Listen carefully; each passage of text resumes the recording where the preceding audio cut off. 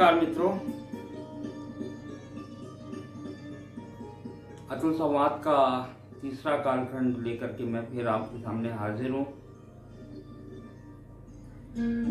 2 दिन से मैं बता रहा था मैं आपको कि आज जो है जागतिक महिला दिन है। तो हमारा विषय जो है वो उसी जागतिक महिला दिन पर ही आधारित है। अब चूंकि ये वर्ल्ड वुमेन्स डे है, संसार की सारी महिलाओं का दिन है आज। वैसे तो सारा संसार ही महिलाओं का है, पर मैं इस वुमेन्स डे को या वुमेन्स एम्पावरमेंट को भारतीय परिप्रेक्ष्य में अवलोकित करवाऊंगा। आज हम देखेंगे कि भारतीय परिप्रेक्ष्य में स्त्री शक्ति या स्त्री सम्मान का माने क्या होता है, ऐतिहासिक पृष्ठभूमि क्या है, भारतीय संस्कार और स्त्री शक्ति में क्या समानता हो सकती है या तुलना कैसे हम कर सकते हैं, पाश्चात्यकरण का हमारी संस्कृति पर कैसे प्रभाव पड़ रहा है और स्त्रियों के लिए कैसे ये प्रबोधनकारी भी है और अवगुणकारी भी है। को समझने की कोशिश करेंगे, क्योंकि अभी आज तो जागतिक दिन है। आज तो सारा सोशल मीडिया जो है वो महिलाओं के गुणगान से लेकर के मान सम्मान, उनके कार्यों की सराहना, पूरा सोशल मीडिया उन्हीं बातों से भरा पड़ा है। तो हम भी यदि यही करेंगे तो हमें और उन सब में अंतर नहीं बाकी रहेगा, तो संवाद के मायने नहीं बचेंगे। हमने तो हेडिंग ही दी है अतुल संवाद, which a dialogue which shapes your mind। अब इस पूरी मानव प्रजाति को आप 2 ही हिस्सों में बांटते हैं,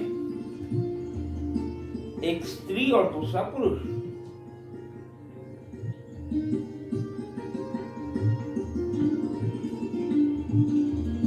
and whom give who to birth, किसने किसे जन्म दिया। तो हम देखेंगे कि सृष्टि की रचयिता जो है वो जननी ही है।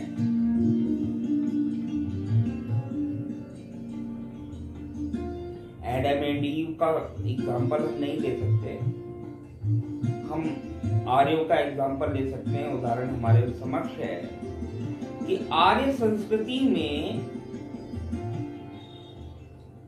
स्त्रियों का स्थान पुरुषों से ज्यादा बढ़ चढ़कर था। हमारे पास एक श्लोक है, जननी जन्मभूमिश्च स्वर्गादपि गरीयसी। क्यों भाई जननी क्यों, जनक क्यों नहीं?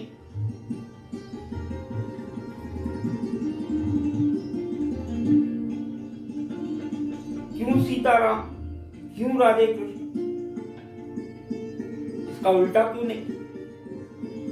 क्योंकि हमारी संस्कृति ने हमेशा स्त्रियों को पुरुषों से ऊपर का स्थान दिया है। फेमिनिज्म की बात नहीं करना, फेमिनिज्म नहीं, feminism is not the consulting issue for the Indian aspect. भारतीय परिप्रेक्ष्य में फेमिनिज्म के इतने गलत तात्पर्य निकाले जा रहे हैं। जो संस्कृति हमारी है उसमें तो हम ऊपर का स्थान दे रहे हैं भाई, हम तो स्त्रियों को ऊपर का स्थान दे रहे हैं। यहाँ कहाँ फेमिनिज्म कार्य करेगा, यहाँ कहाँ फेमिनिज्म के बारे में हम चर्चा करेंगे। एक कुछ पंक्तियां मेरी लिखी हुई है, मैं बहुत अच्छा कवि भी हूँ, अच्छा लिख लेता हूँ। पहले मैंने यहाँ से 2 या 3 साल पहले मैंने सारी महिला सहकर्मियों के लिए और मेरे परिवार में महिलाओं का बहुत बोलबाला है। अभी मैंने चाय बना करके दी है महिला को मेरे घर की, कि हे धरा तुम जीवन दायिनी, हे नीरा तुम मंगल कामिनी, हे देवी तुम असुर संहारिणी, हे आत्मजा तुम प्राणधारिणी, हे भार्या तुम संसार साधिनी, तुम सर्वस्व हो, तुम सर्वस्व मानवीय विश्व हो, तेरी दैदीप्यता से चमकता श्रृंग है, तेरे ही दम पर तो हर जीवन में उमंग है, मेरे हर आयु पर तेरा ही संविधान है, हे नारी तू महान है, सर्वशक्तिमान है, सर्वशक्तिमान है, ऑलमाइटी, ऐसी शक्ति जिसका सब पर राज हो।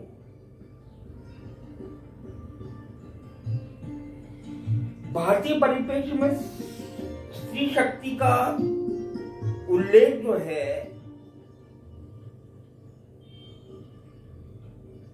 बहुत प्राचीन है। मंदिरों पर उतारी गई देवियों की प्रतिमाओं से लेकर के शिलालेख पर उकेरे गए लेखों में हम देखेंगे कि हमने स्त्री को हमेशा देवतुल्य ही माना है। ये तो क्या हुआ कि कालांतर में हमारे यहाँ बहुत आक्रमणकारी आते गए। आक्रमणकारी जो है वो पैशाटिक प्रवृत्ति के थे। पैशाटिक प्रवृत्ति के होने के कारण क्या होता है कि वो उन्होंने अत्याचार किए, सारी जनता पर अत्याचार किए। स्पेशली उन्होंने टारगेट किया वुमेन्स पर, और उस चक्कर में जो है उस जहां वो जो मध्य एशिया के जो आक्रमणकारी थे जब वो अंदर आते गए, उसके बाद से जो स्वच्छंद उन्मुक्त वातावरण था महिलाओं का वो खत्म होते गया और कुछ घूंघटधारी प्रथाएं चालू हो गई। कुरीतियां जो है हमारे समाज में इंट्रूड करती गई, आक्रमण होता गया। आक्रमणकारियों के साथ साथ कुरीतियों का भी आक्रमण हमारी संस्कृति पर होता गया। और फिर उसके बाद बहुत सी कुप्रथाएं हमारे यहाँ प्रचलित हो गई। हाल फिलहाल के दिनों में मुझे अच्छा लगता है कि मैं जब देखता हूँ कि स्त्रियां कंधे से कंधा मिला करके पुरुष प्रधान समाज में भी अपना अस्तित्व बचाए हुए हैं, बनाए हुए हैं। ऑटो चालक से लेकर के विमान चालक तक के सभी पदों पर वो आसीन है। घर के प्रबंधन से लेकर के बड़ी बड़ी प्राइवेट लिमिटेड के प्रबंधन में भी उनको महारत हासिल हो गई है। अभी गुणगान करें तो बहुत लंबा कालखंड हो जाएगा। महिमा मंडन के लिए हम नहीं बैठे हैं, हम तो ये बताने बैठे कि भारतीय परिप्रेक्ष्य में स्त्रियों का, आज की स्त्रियों का सम्मान, मर्यादा, शक्ति, इन सब का व्यवस्थित अवलोकन करना है हमें भारतीय परिप्रेक्ष्य में। अब भारतीय परिप्रेक्ष्य में कहा जाए तो क्या होता है कि देखिए, पहनावा वगैरह से किसी को कोई आपत्ति नहीं होती, वैचारिक स्वतंत्रता है। आप अपनी जीवन शैली का खुद प्रबंधन कर ले, आप खुद सोच ले कि किस परिप्रेक्ष्य में आपको कौन सा रूप ज्यादा सूट करेगा। हमारे यहाँ परिवार की संकल्पना बहुत स्ट्रॉन्ग है। हमारे यहाँ परिवार की संकल्पना बहुत स्ट्रॉन्ग है। लाइफ पार्टनर, जीवन साथी, पुरुषों के लिए महिला, महिला के लिए पुरुष। इसका जो हमारे यहाँ डेफिनेशन है ना,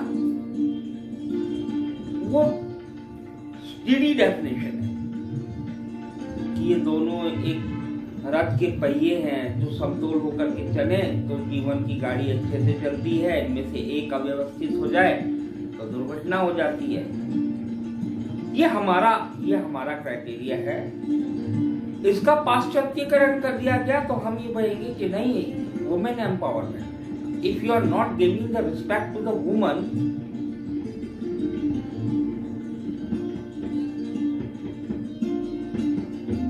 किस परिपेक्ष में?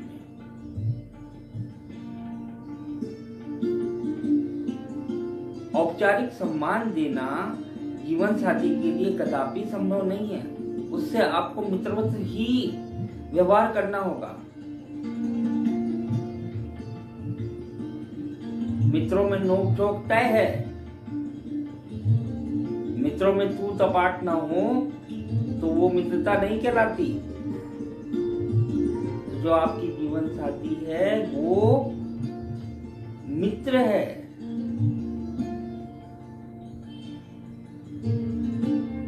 उसको औपचारिक सम्मान की आवश्यकता नहीं है, उसको स्नेह की, प्यार की आवश्यकता है। और जहां ये सम्मान की बातें आ जाती है ना, सम्मान या समानता की, वहां खटपट शुरू हो जाती है, जो हमारे संस्कृति में सर्वसामान्य नहीं है।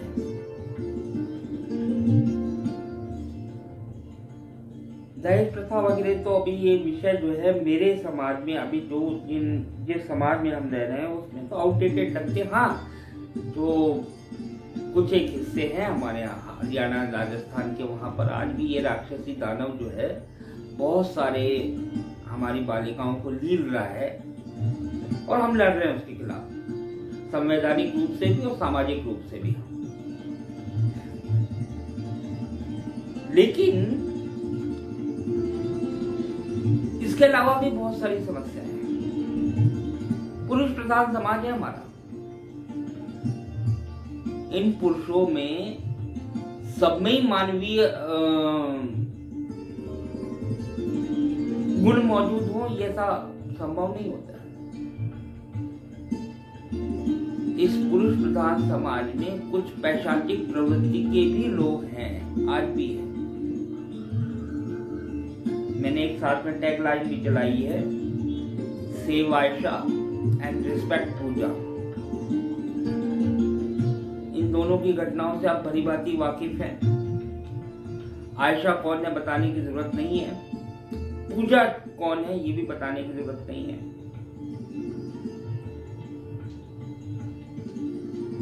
देखिए, ये हिंदू, मुस्लिम, सिख, ईसाई, ये बहुत गौण संकीर्ण मानसिकता के लोग ही जो है इसको बार बार उठाते रहते हैं। मेरे हिसाब से तो समाज के दो ही अंग है, एक स्त्री और एक दूसरा पुरुष।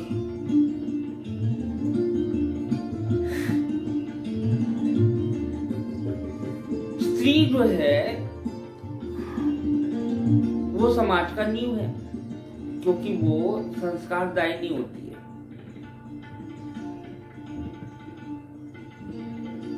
आयशा को धोखा मिला,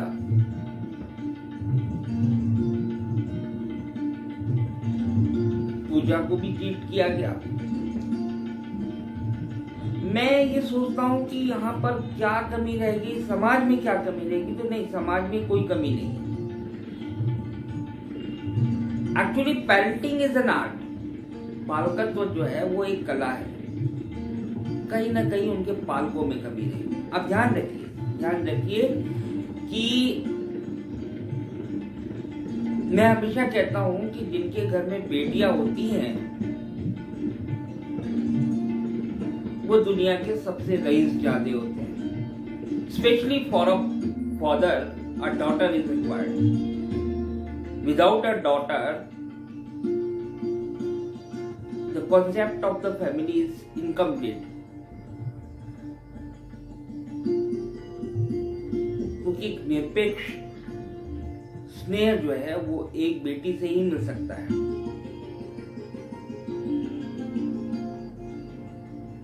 तो बेटी का पालन पोषण हमारे पुरुष प्रधान समाज में, और जहां पर इस तरह की कुरीतियां,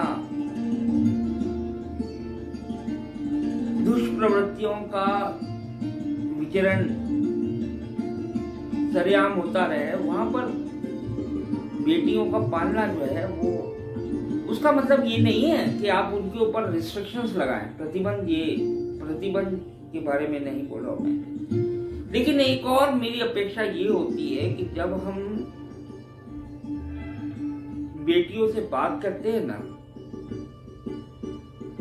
समाज के अच्छाइयों के साथ साथ समाज की बुराइयों पर भी उतना ही स्ट्रेस देना चाहिए, ताकि वो इस तरीके से एक स्ट्रॉन्ग कैरेक्टर की तरह फाइट कर सके इन बीमारियों के प्रति। आयशा को बताया जाता कि ठीक है आयशा, यदि तुम्हें किसी ने चीट किया है तो तुम इतनी स्वाभिमानी और इतनी शक्तिशाली बनो कि उस चीटर से परे भी जीवन का बहुत बड़ा हिस्सा बाकी है, वो दूसरे समाज के लिए समर्पित करो। क्योंकि ये ध्यान में रखना चाहिए, ये हमें बताना चाहिए कि जिसने जीवन दिया है वही जीवन ले सकता है। आप ऋणी हैं उस सर्वशक्तिमान के जिसने आपको स्वस्थ जीवन दिया है। तो आप कौन होते हो ये निर्णय लेने वाला कि मैं मेरा जीवन समाप्त कर रही हूं? बिल्कुल नहीं। इस भौतिकवाद में बहुत सारे लक्ष्य जो हैं वो अछूते रह चुके हैं। आप भौतिकवाद का सुख लीजिए, लेकिन उसमें पूजा मत बनिए। आप इस्तेमाल करने का साधन मत बनिए।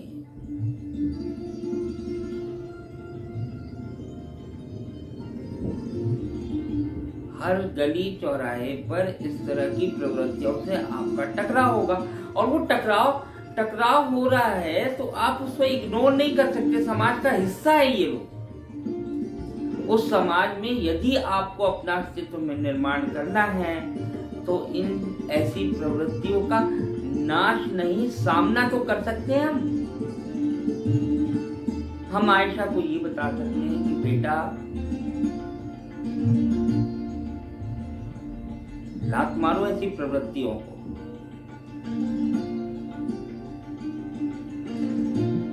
उस आधे अधूरे ख्वाब के लिए जीना छोड़ना कदापि उचित नहीं है। नए ख्वाब संजोना ताकि आप उसके लिए जीवित रह सके, इतना सामर्थ्य भरिए आप अपने परिवार में, तब जाकर के आयशा और पूजा जो है इस समाज में बचाई जा सकेगी। एक संस्कृत का श्लोक देख रहा था मैं कि यत्र नार्यस्तु पूज्यन्ते रमन्ते तत्र देवता, यत्र नास्तु न पूज्यन्ते सर्वास्त्र फला प्रिया।